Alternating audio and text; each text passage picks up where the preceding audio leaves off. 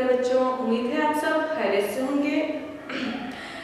As you know, this is your teacher and this is your class KG and today I am here with a new video for you which is about Urdu.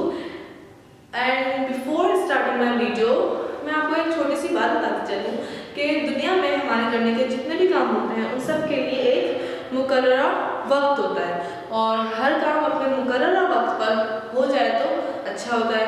इसी तरह वक्त मुकर्रर होने के साथ साथ हम उसका एक दिन भी मुकर्रर करते हैं। जी हाँ, हम हर काम का एक दिन रखते हैं जिससे हमारे काम शेड्यूल के हिसाब से हो जाता है। तो इसी तरह आज का जो हमारा उन्वान है वो भी इसी से रिलेटेड, यानी दिनों के नाम।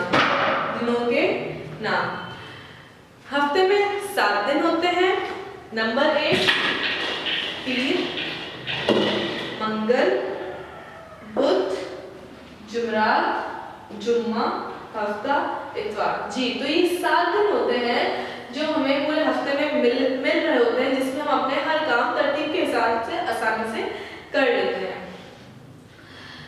ये तो इनमें समझ में आने तो कोई बात है नहीं, इसको हमें याद करने होते हैं। वैसे तो अक्सर याद भी होते हैं, पीर, मंगल, बुध, जुमरात, जुम्मा, हफ्ता, इतवार।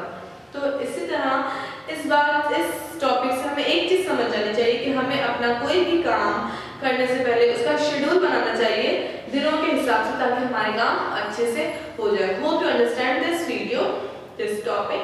This is your class work and homework and today day is Monday, so this is your today's work.